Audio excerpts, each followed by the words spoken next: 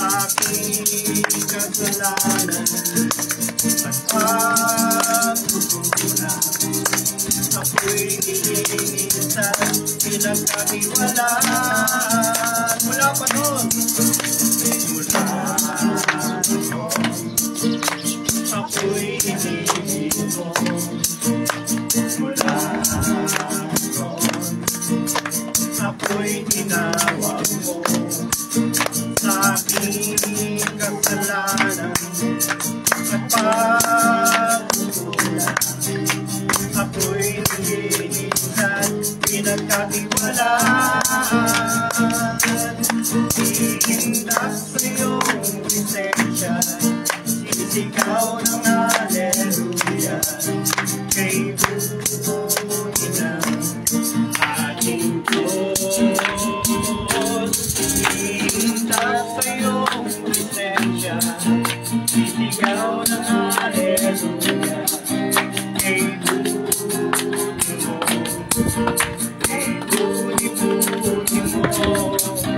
kay buti na ating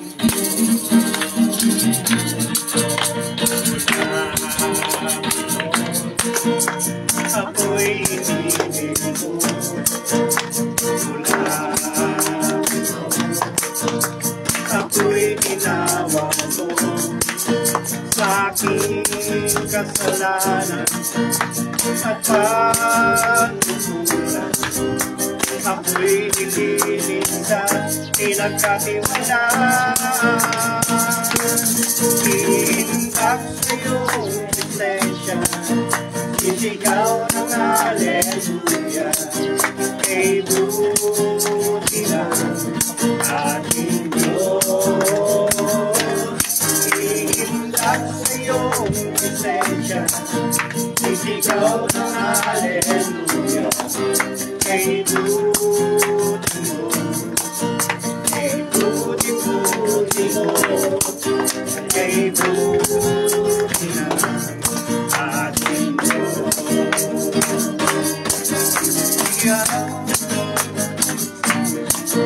Sisigaw ng haleluya. Kay buti ng ating Diyos. Iindak sa iyong lisensya, sisigaw ng haleluya. Kay buti mo, kay buti mo, kay buti ng ating Diyos.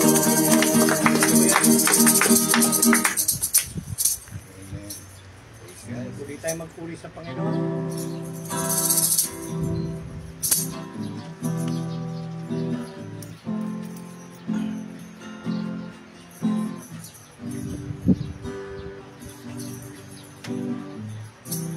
Sa buhay ko, ikaw ang lugar.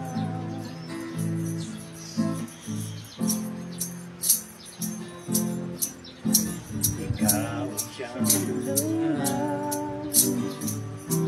Sa puso ko, ikaw ang nais. Pag-ibig ko, O Diyos, ay tamis. Sa buhay ko, ikaw ang lugar. Nang sulirain ko, ikaw ang siyang lunar. Sa puso ko, ikaw ang nais. Pag-ibig mo, O Diyos, o kay tamis. Napakasarap magpuwi sa lulungan mo. Lahat ng nais ng puso'y matatagpuan sa'yo. Napakasarap magpuwi sa lulungan mo. Wala nang aananahain pa.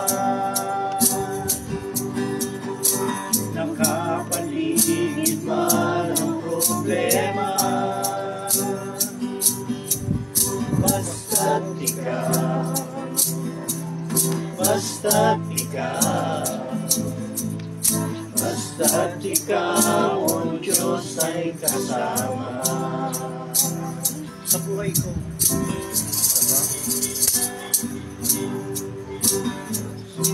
Sa buhay ko, ikaw ang lahat.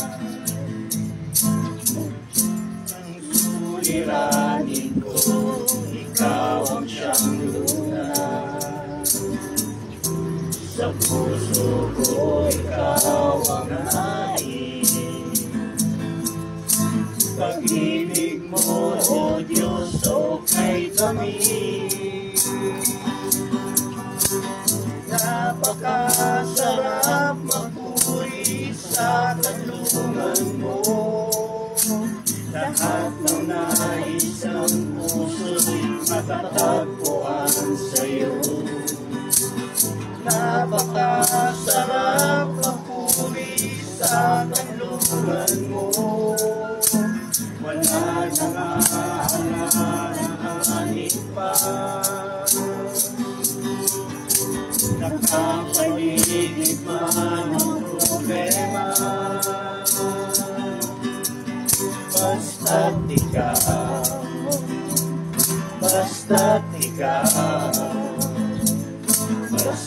ikaw, o Diyos ay kasama. Napakasarap magpuri sa kanlungan mo. Lahat ng nais ng puso'y matatagpuan sa'yo. Napakasarap magpuri sa kanlungan mo. Wala nang aalalahanin pa. Nakapaligid man ang problema. Basta't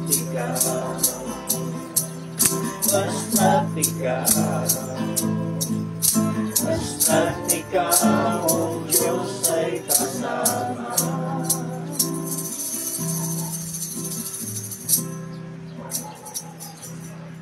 Unahan po tayo sa panalangin ni Pastor Rick. Kaya tayo po'y manalangin. Purihin ka, Panginoon, aming Ama. Patuloy po kami nagpapasalamat sa kaloob yung araw ng muli sa aming pagtitipog ito. Nagagala kami, ang isan pa, kami ay iyong binigkis, Panginoon. Piling namin na sa mga oras na ito ay patawarin mo kami sa aming pong mga pagkakasala sa iyo, Panginoon. Arman Diyos na mga hindi po namin nagawa, alang-alang sa iyo at sa iyong paghahari, Panginoon, ay humihingi po kami ng tawad. Muli aming Ama, hiling namin ang iyong habag ay sumaamin sa mga oras pong ito at patuloy po ninyong basbasan ang iyong mga salita, Panginoon. Pagdulot ito, Panginoon, sa amin, Panginoon, ang tulang upang amin pong itong naisabuhay, Panginoon. Higit sila, Panginoon, at kami po ay makapagbigay lugod at papuri sa iyo sa umaga po ito. Bisan pa, biyabalik po namin ang lahat ng ito sa ngalan po ng iyong anak na si Jesus na aming Panginoon at aming pong tagapagligtas.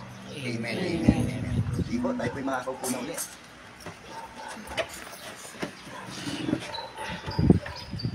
Gandang umaga ho, mga ka-joggers, no? Namiss ko kayo, ah. Tagal din. Tagal, ano? Okay, ang pag-uusapan ko ngayon ay yung pong apat, no? Ilan lang ito sa mga spiritual na implikasyon ng muling pagkabuhay ng ating Panginoong Jesucristo. At alam natin, ito yung core, no? Pinaka-core ng gospel, ang patungkol dito sa muling pagkabuhay ng ating Panginoong Jesus. No? Tayo po'y naniniwala na siya yung muling nabuhay. Amen, no? At ito ay isa sa mga atin nung mapangahawakan po sapagkat ito'y may dulot pong pag-asa po sa atin bilang kanyang mga tinawag dito sa huling mga panahon. So, isa sa mga spiritual implication ng Christ's resurrection ay yung pong justification. Sige, number 1 yung justification. Sabi po rito sa Romans chapter 4, verse 22 hanggang 25. Ito po ang sinasabi.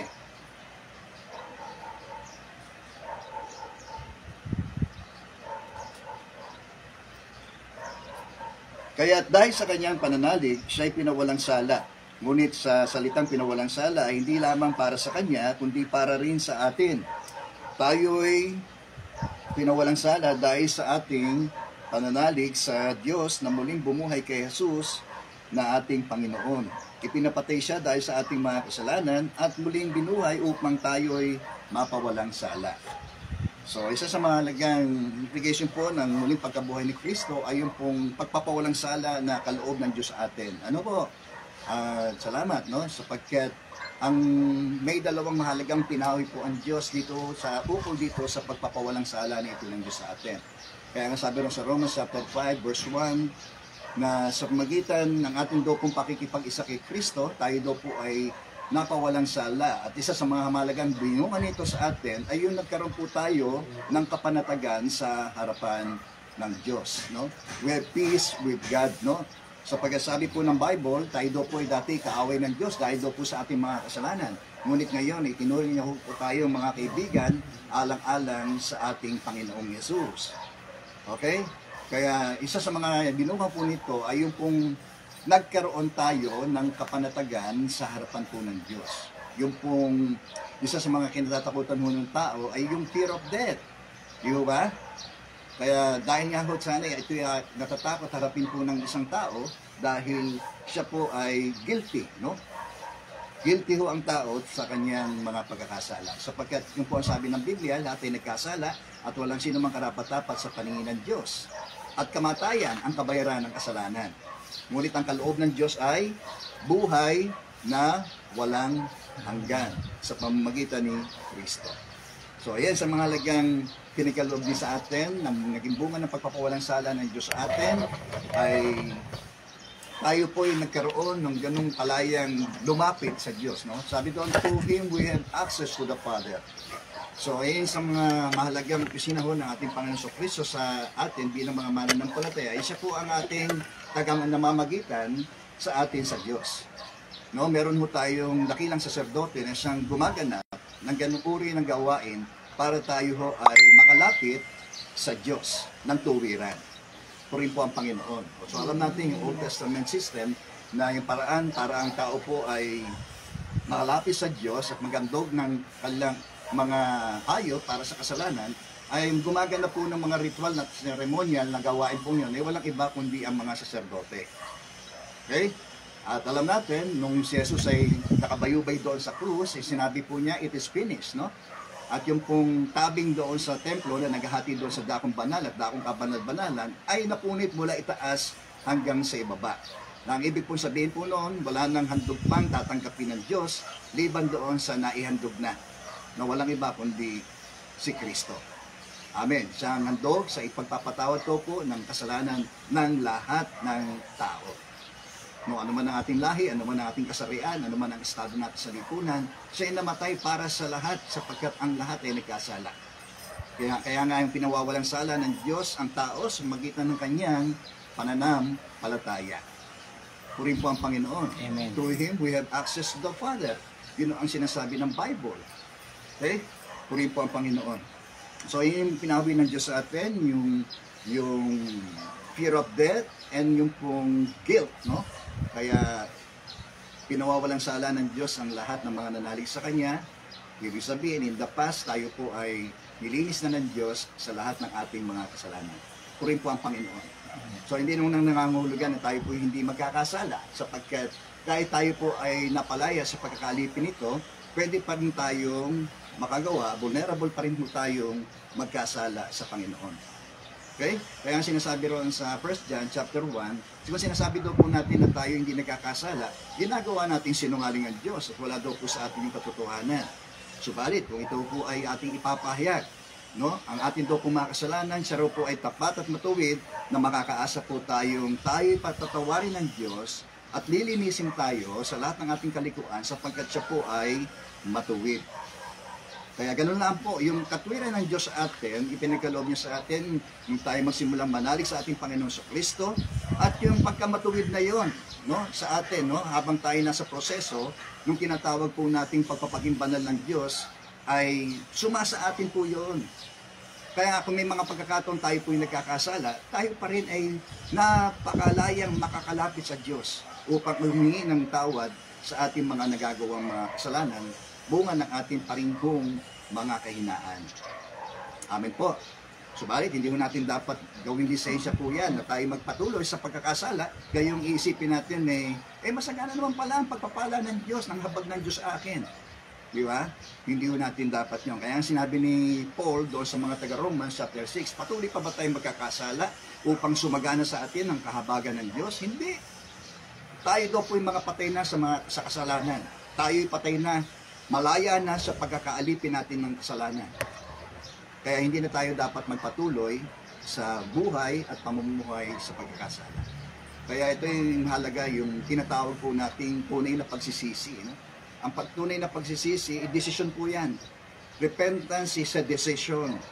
No? May mga bagay tayo itatakwil, meron tayong bagay na iiwanan, may mga bagay tayong lilisanin, at may mga bagay naman tayong tutunguhin, no? Yayakapin. Yun ay walang iba kundi ang Diyos at ang kanyang kalooban. Okay? Yun ho ang tunay, no? Na pagsisising na ituturing po natin. Pangalawang spiritual implication ng muling pagkabuhay ni Kristo ay yung pong victory over the flesh. Sabi po rito sa Romans chapter 8, verse 10 to 11. Okay? Ngunit, kung nasa inyo si Kristo, bagamat patay na ang inyong mga katawan dahil sa kasalanan, buhay naman ang inyong spirito dahil sa pinawalang sala na kayo. Tingin niyo po yun, no? Kaya nga, sabi rito, kung naranahan sa inyo ang Espiritu ng Diyos na siyang muling bumuhay kay Jesucristo, ang Diyos din niya na magbibigay ng buhay sa inyong katawang mamamatay sa pamamagitan ng kanyang Espiritu na nananahan sa inyo. Purin po ang Panginoon. Salamat sapagkat ito ay mahalagang pinangako po ng ating Panginoon sa Kristo nung siya'y nagsasabing ang kanyang pag-alis ay para sa ikabubuti ng kanyang mga tagasunod. Sapagkat hindi paparito yung isa pang patnubay na kanyang tinutukoy na walang iba kundi ang Espiritu Santo, ay hindi po nila mararanasan yon o hindi siya darating hanggat si Jesus ay nananatili nilang kasama. Kaya isa na yung mga pangako ni Jesus, di ba? Na huwag muna silang aalis ng Jerusalem sapagkat hintayin nila roon ang pagbaba ng Espiritu Santo sa kanila. At sila nga po ay inatasan niya maging kanyang mga saksi sa Jerusalem, sa Judea, sa Samaria, hanggang sa dulo ng daigdig. Okay? Purihin po ang Panginoon. Amen. So, one thing dito sa pinaka-punto nito na meron tayong pagtatagumpay laban doon sa likas ng atin ng pagkatao. Totoo yung katotohanan yung sinasabi ni Pablo, no? Yung mga bagay na nagnanasa akong mabuti, pero yung masama ang aking nagagawa. So meron tayong ganung uri ng pakikipagtunggali doon sa loob ng ating pagkatao. Between the flesh and the Spirit of God. Di po ba? Yung Espiritu Santo na pinagkaloob sa atin, na sabi ng Bible, na siyang nananahan po sa atin, at siya rin nagbibigay ng enablement sa atin para magtagumpay tayo laban doon sa dikta at kilos ng laman sa ating pong buhay. Kaya tayo nagkakaroon struggle Ito yung tinatawag nating inner struggle ng ating bilang mga mananampalataya. Alin ba ang susundin natin? Di po ba? Ang laman ay hindi ho itong ating katawan, itong pinaka-outer side ng ating pagkatao. Ang katawan po ay neutral yan So yung sinasabi rin ng pita ng laman, yung naroon sa loob, na minana natin ng tao, noong pamangkunang ang tao ho ay magkasala sa Diyos. Okay? Kaya lahat ng mga isinisilang ay mayroong angking ng pagiging, bikas na ito ng pagiging makasalanan, makalaman ang tao. Okay po? Kahit nung tayo po ay naging mananampalataya, possible pa rin sa buhay natin na umiral at pairali natin. It's a choice, di ba? It's a decision Kung ito ang ating paghahariin sa buhay pa rin natin o yung Espiritu Santo na siyang sumasa atin, nananahan sa atin, na siya rin may kapangyarihang gumawa sa atin ng lubos ng pagbabago at pagtatagumpay laban sa likas ng ating pagkatao. Pastor, ang lalim naman yan.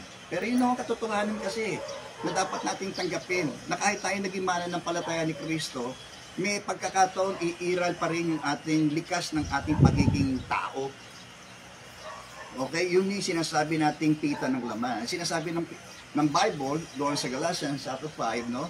Sabi roon, gawin yung patnubay ang Espiritu Santo nang hindi nyo magawa yung mga gilid at dikta ng laman sa inyong buhay.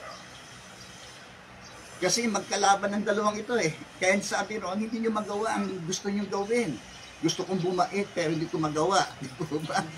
Gusto kong gawin yung maganda, mabuti. Amen? Pero yung kasalanan nananaan sa atin ang siyang nananaig. Dahil sa labis nating kahinaan. Pero ngayon, dahil tayo mga mananampalataya na ni Kristo, kaya meron tayong victory over the flesh eh. Kaya nga ang Espiritu, sinasabi lagi, hinihimok ni Paul sa kanyang mga mababasa na gawin yung patnubay ang Espiritu Santo. Walk by the Spirit, no? Nang hindi sa gayon na yung mga gawa ng laman sa buhay natin bilang mananampalataya ay hindi yung makapanaig. So, doon sa ninanasa ng Espiritu sa atin. Okay po? So ano yung sinasabi roon? Hindi makakaila daw po yung mga gawa ng laman. Pangangalunya, pakikiapit, no? Pagkagalit, pagkapuot, paglalasing, walang taros na pagsasaya, pagkainggit, pagseselos, at iba pang tulad dito, sinasabi ni Paul. Yung gumagawa at nagpapatuloy sa paggawa ng mga bagay niya ay hindi tatanggapin sa kaharian ng Diyos. So may warning, no? Na kapag tayo nagsipagpatuloy doon sa mga gawaing makalaman na yun, ay may possible na unang-una tatalikod tayo sa pananampalataya eh. O anong kasunod nun? Siyempre, ang naghihintay na lang sa atin kapahamakan.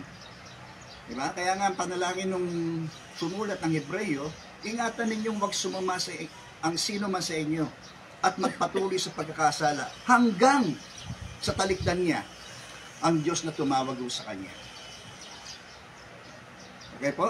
So yung possibility na doon tayo dalhin, no, ng ating desisyong magpatuloy, di ba, sa malawak na daan, di po ba, yung sinasabi ni Jesus, di po ba? Malawak ang daan, patungo sa kapamakan at ito ang dinaraanan ng marami. Kasi yun gusto ng marami, maging malaya sa anumang gusto niyang gawin. Di ba? Ayaw niya na merong maglilimita sa kanya. Merong magbibigay ng hangganan sa kanya. No? Tulad ng Diyos at yung kalooban ng Diyos.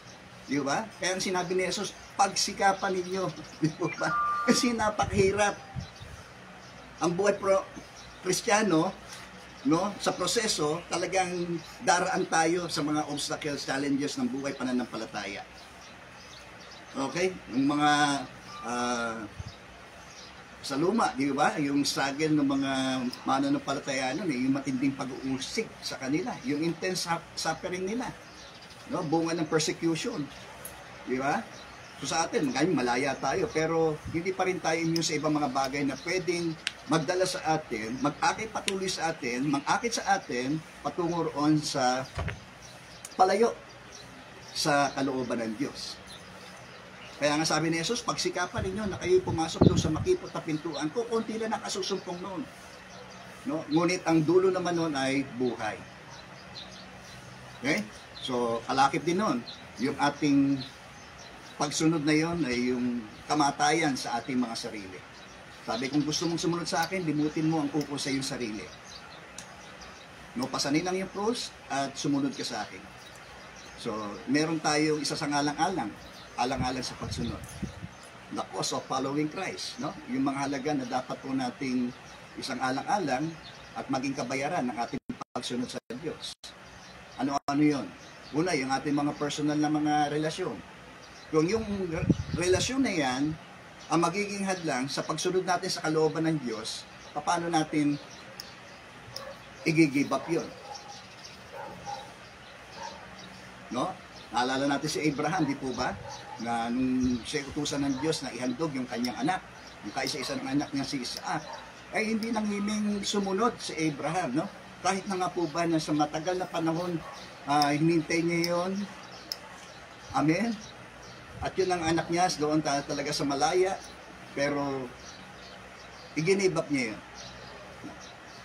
Alang-alang sa kanyang pagsunod. So yung mga ganung mga bagay, ay ating isang alang-alang. Dapat mas mahal mo ang Diyos kaysa sa iyong anak. Mas mahal mo ang Diyos kaysa sa iyong asawa. Mas mahal mo ang Diyos kaysa sino mang may yung mga makalupang ugnayan natin. Walang ugnayang hihigit dapat sa ugnayan mo natin sa Diyos. Amen po. Amen. Yan, yun po eh. Pangalawa, yung personal dreams and ambition mo natin. No, kung yan ang hadlang sa pagsunod natin sa kalooban ng Diyos, tatahakin mo kung ano yung gusto mong tahakin. Di po ba? Malaya ka eh. No? Pero yung kipot, di ba? Sinasabi nga ni Jesus, di ba? Ang mga asong gubat, mayroong mga lungga. Yung ibang mga hayop, may tirahan. Pero ang anak ng tao ay wala man lang masilungan. So, paano natin igigiba? Kung yun ang magiging dahilan o cause ng ating pagsunod sa Diyos. Nakuha natin? So, yung mga personal goals, ambition natin, yung personal desire natin. No? Yung desire natin, yung pagnanasa natin. Dapat ay hindi na yung ating mga sariling mga pagnanasa ang masunod, kundi yung pagnanasa ng nais ng Diyos para sa atin. Nakuha niyo po? Yan. So, yung nais ng Espiritu sa atin. So, victory over the flesh. Ano po ba? Never hindi tayo magtatagumpay sa dikta at ng ating mga laman kung wala ang kapangyarihan ng Espiritu Santo sa buhay natin. Kaya nga lagi sinasabi ni Paul, huwag kayong maglalasing. Sikapin ninyong kayo'y mapuspos ng Espiritu Santo. Di ba? Huwag nating hayaang iba ang pumuspos sa atin. Ho? Kasi pag yung sa sanlibutan ang pumupuspos sa atin, hindi natin magagawa yung ninanasa ng Espiritu sa atin. Okay po? Okay? Victory over the flesh. Yan ang pangako ng muling pagkabuhay ni Kristo. Laman din lang pinagtagumpayan niya ang lahat ng ito, di ba? Nung siya'y manalangin doon sa Getsemani, nanalangin siya ng ganito eh. Ama, maaari mo bang ilayo sa akin ang saro ng paghihirap na ito? Alam niya yun. Di ba? Sa huling pagkakataon, na parang tila siya nakikiusap na sa ibang paraan na lang. Na hindi yung sa pamagitan ng kamatayan niya doon sa krus. No, ang maging paraan para siya'y ma-spare doon sa paghihirap na yun. Pero gayon pa man, sinabi niya, gayon pa man, wag ang kalooban ko, hindi ang kalooban mo, Ama, ang siyang masunod. So ganun din tayo, no? Sa ganang atin, no, may mga pagkakataon na dadalhin tayo ng Diyos sa pagpili kung sino ang ating pipiliin. Nawa ay tulad ng ipinalangin ng ating Panginoong Yesus na huwag yung ating kalooban ng masunod, kundi yung kalooban ng ating Ama sa langit. Regardless na kung ano yung magiging halaga ng ating pagsunod sa Kanya. Okay? Amen. Okay. Amen. Pangatlo, spiritual implication of Christ's resurrection, the resurrection of the dead. No? Sabi rito sa unang Thessalonica, yung muling pagkabuhay ng mga patay. No, at yan naman ang pinangako niya. No? Siya ang buhay at muling pagkabuhay na nananalig sa Kanya, kahit mamatay, ay may pag-asa sa muling pagkabuhay. Dito sa unang Thessalonica, Banatang 4, no, isa sa mga halagang tanong ng mga mananampalataya rito na kung ano lang nangyari sa kanilang mga mahal sa buhay na mga nangamayapa na. Napunta pa sila sa langit? O sila ba ay mga napahamak?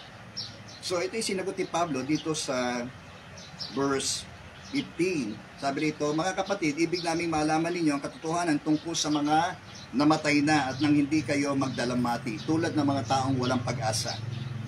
Naniniwala tayong si Jesus ay namatay. Amen. Amen. Amen. Isa yan sa mga core of the gospel, di po ba? Sentro ng mensahe ng mabuting balita na si Kristo ay namatay. Sabi yan, at muling nabuhay.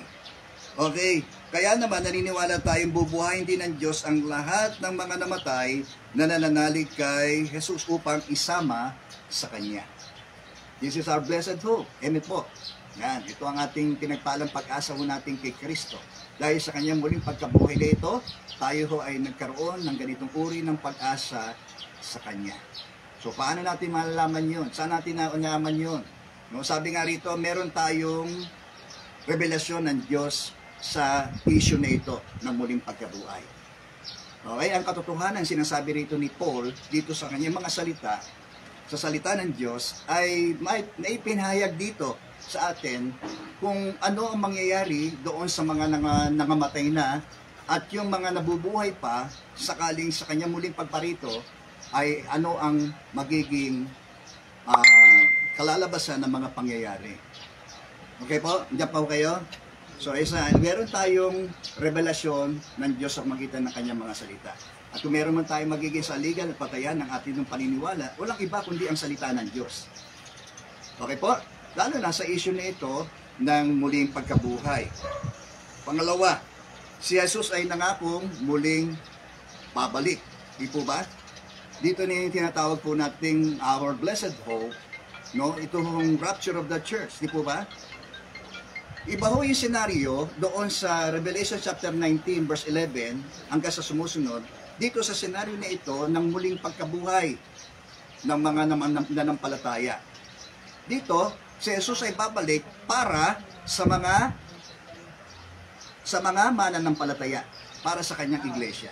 Samantalang doon sa Pahayag chapter 19 verse 11, si Kristo ay babalik kasama ng kanyang mga mananampalataya. Okay? Si Kristo ay babalik para sa kanyang mga mananampalataya. Iba po yun. Ito po yun. Okay? At si Kristo naman ay babalik kasama ang mga mananampalataya. Upang doon sa gano'n, sinasabi roon, senaryo doon, si Jesus ay magtatatag ng kanyang ipinangakong visible kingdom na ito na mag-ahari siya ng 1,000 mga tao. Purin po ang Panginoon. Amen. So, yun ang hinihintay natin eh. Ito ang kanyang muling pagparito, no? Kaya, lagi tayong magbantay, lagi tayong lumakad, di po ba? Lagi tayong maging gising, no? Sa kanyang pagbabalik. Mas mainam na tayo po'y datnan ng Panginoong Jesus na nandito tayo sa ganitong uri ng gawain. Kaysa, ang gawain ho natin eh, yung lihis. Amen po. Di ba? Nung si Jesus ay muling magpakita sa kanyang mga disciples, di po ba? Nasa panahon sila lang titipon sila mga disciples eh. Di po ba? Absent nga lang si Tomas. Di ba? Pagkatapos ng 1 week, nagpakita ulit si Kristo. Saan? Doon sa kanilang pagtitipon. Katulad dito. Amen po. Okay? Nung dumating yung Espiritu Santo, nasaan yung mga alagad? Nandoon sila. Noon sa upper room na kung saan nagtitipon sila at nananalangin sa Diyos at naghihintay. Amen po? Yan. So, gawin natin preparation din ito. Yung ating mga pagdalo sa mga ganitong uri ng pagtitipon sa Diyos. No? Nang sa gayon ay, who knows? No? Dito tayo abutin ng Diyos. Di mas mainam? No? Dito tayo inabutan ng kanyang muling pagparito. Pangatlo, yung resurrection of the Christian.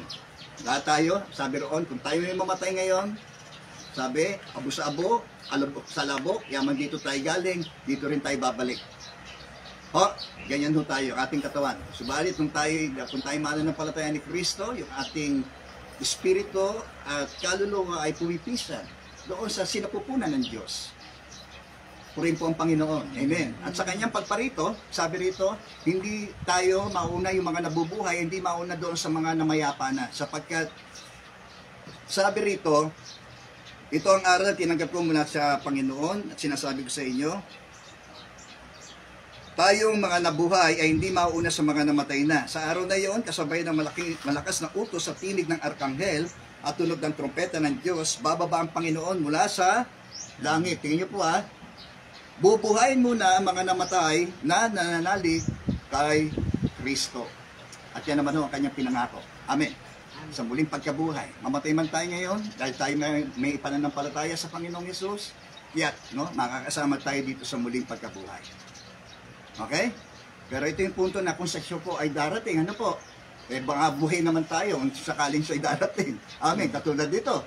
Di ba? Pagkatapos tayo daw po mga buhay pa, ay titipunin niya sa ulap. Amen. Sa ulap at isasama sa mga binuhay upang salubungin sa papawirin ang Panginoon. At sa gayon daw po, makakapiling niya na tayo magpakailanpaman. Kaya tayo daw po nag-aliwan sa magitan ng katotohanan pong ito. Okay, the resurrection of all Christians, na lahat na may mga pananampalataya sa Diyos, at pagkatapos tayo daw po mga buhay pa, kung sakalit buhay tayo ng mga pagkakataon na yon, ay isasama tayo doon sa mga binuhay, doon sa papawirin, at makakapiling natin ng Panginoon magpakailanpaman. Okay? Kaya naniniwala tayo sa senaryo ito, the first days of Christ's return no? Yung pong tinatawag nating rapture. Okay? So, there will be a reunion, sabi rito, no? Magkakaroon tayo ng ganung uri ng reunion. Halimbawa, sino man sa atin ang mauna sa atin dito? No? Sino gustong mamatay? Taas ang kamay. Siyempre, wala ayaw nyo.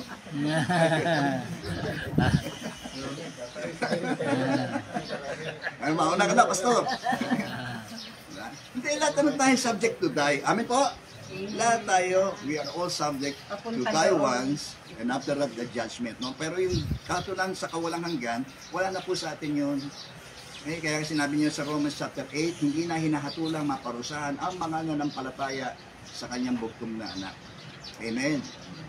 Tayo doon sa John chapter 3 verse 18, inatulan sila sapagkat naparito ang ilaw pero inibig pa ng taong dilim kaysa sa liwanag. Yung mga taong tumanggi. Pero tayo mga tumanggap, ay sinasabi rito, meron tayong buhay na walang hanggan. Amen. Kahit mamatay, ay may buhay na walang hanggan. Purin po ang Panginoon. Okay, pang-apat na implikasyon ng muling pagkabuhay ni Kristo ay yung pong new life in Christ. Sabi dito sa 1 Peter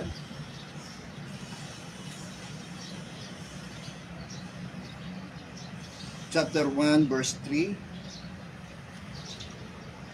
Purihin natin ang Diyos at Ama ng ating Panginoong Jesucristo. Dahil sa laki ng habag niya sa atin, tayo isinilang sa isang panibagong buhay. Amen! So, nung tayo magsimulang manalig sa Kanya, binigyan niya tayo ng new life, no? Magbigay sa atin ng diin ito. Binigyan niya tayo ng bagong buhay. Purihin po ang Panginoon. Kaya nga, sino man nakipag-isa kay Kristo ay bago ng nilalang. Yan itatag natin sa ating mga sarili. Meron na tayong bagong buhay na pinagkaloob ng Diyos sa atin. Kaya dapat tayong mamuhay sa bagong buhay na ito na ipinagkaloob niya sa atin. Ano po? Yan. Sa magitan ng muling pagkabuhay ni Jesucristo, ang bagong buhay na yan, ang nagbigay sa atin ng malaking pag-asa, nakakamta natin ang isang kayamanang walang kapintasan. Tingnan nyo, imperishable. Di ba? Hindi nasisira, hindi nabubulok. At ang kayamanan daw po niyan ay nakalaan sa atin doon sa langit. Kaya nga laging, ang sabi ni Jesus, di po ba, mag-impo kayo ng kayamanan doon sa langit. Kasi walang nakapapasok na magnanakaw roon. Amen, di po ba? Walang sisira na inyong mga kayamanan. Dito, inuumido ang ating kayamanan, di po ba? Yung ginto, di po ba, humuhulas din yan. Kahit mataas ang uri. Di po ba? Inaalikabok, nasisira ng kalawang ang atin ng mga gamit. So, ibig sabihin, pansamantala lang. So, kaya kung meron tayong pag-imbisan ng atin ng mga oras, kakayanan, ng atin hong panahon ay gamitin ho natin, no? For eternity. Gamitin ho natin yan sa pangwalang hanggan. Amen po? At hindi ho masasayang.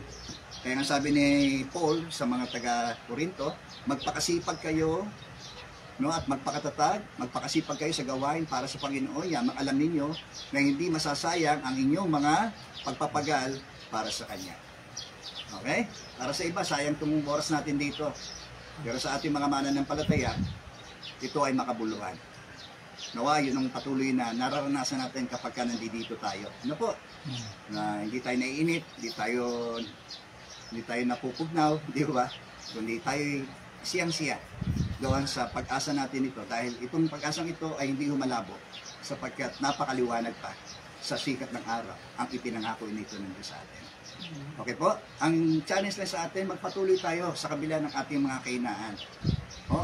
Nagkakamali ho tayo. Totoo yan. Pero huwag natin gamitin ng ating patuloy na pagkakamali niya na maging habit na natin.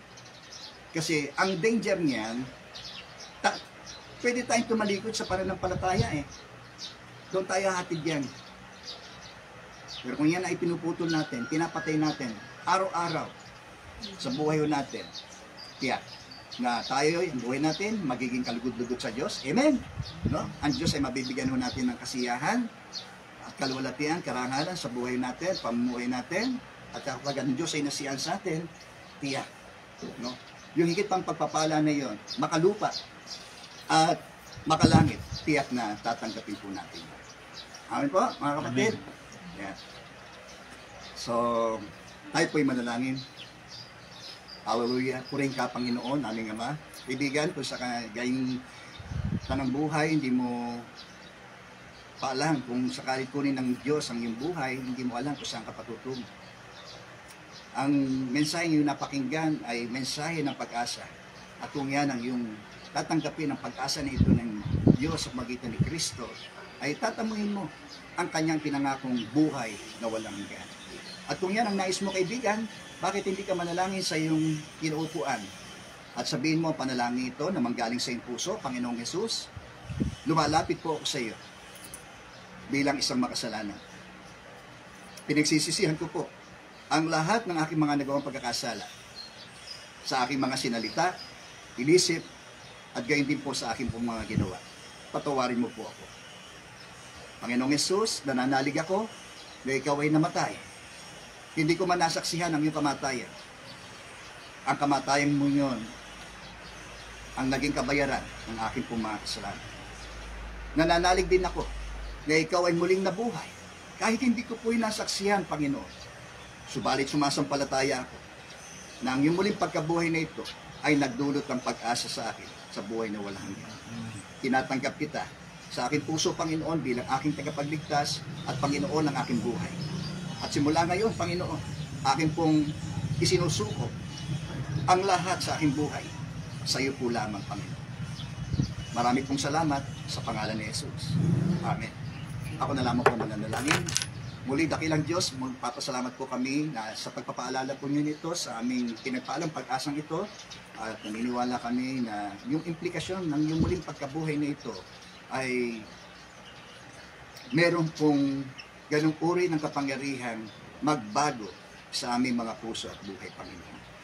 Salamat po sa lahat ng ito, Panginoon, at lahat ng pupuri at salamat ay maingat po namin ibinabalik sa iyo sa ngalan po ni Jesus na aming Panginoon at aming pong tagapagligtas. Amen. Amen. Okay.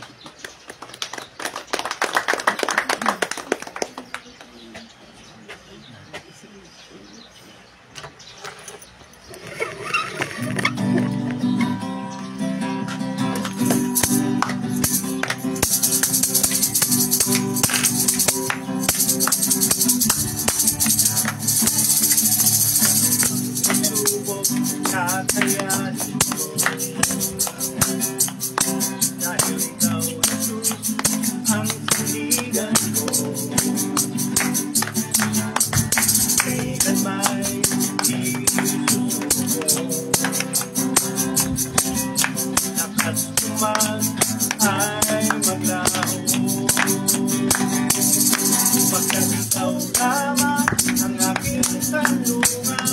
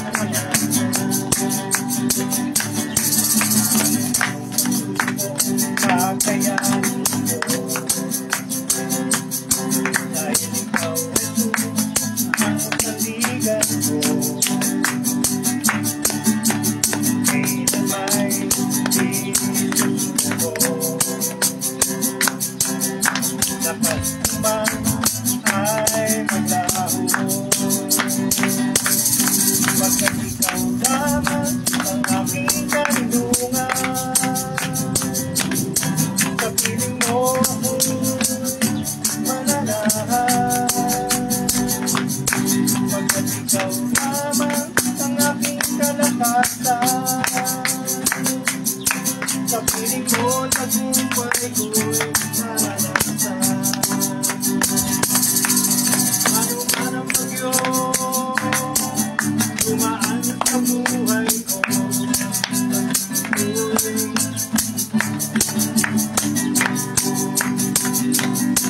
Mapuno man ang mundo, ako'y magtitiwala sa'yo. Salita mo ay hindi magbabago.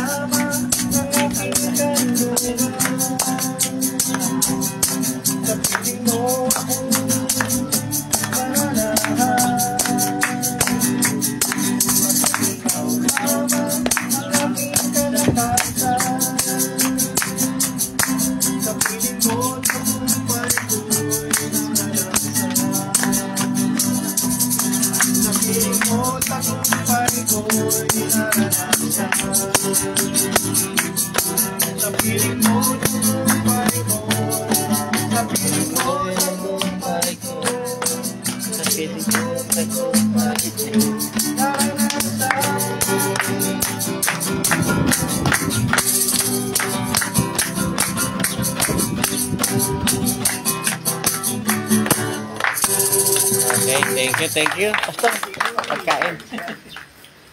Pag-pray. Tayo manalangin. Okay lang Diyos, aming Ama, salamat po sa iyong mga salita na aming pong mga napakinggan. At salamat din Panginoon sa mga pagkayaan kong mapasaluhan. Na-enjoy po namin ang lahat ng ito sa aming fellowship na ito, Panginoon. At sa iyo namin binabalik ang iyong lahat ng papuri, pasalamat sa ngalan po ni Jesus namin, Panginoon, at pagpagligtas. Amen. Amen. Yan. Okay, thank you.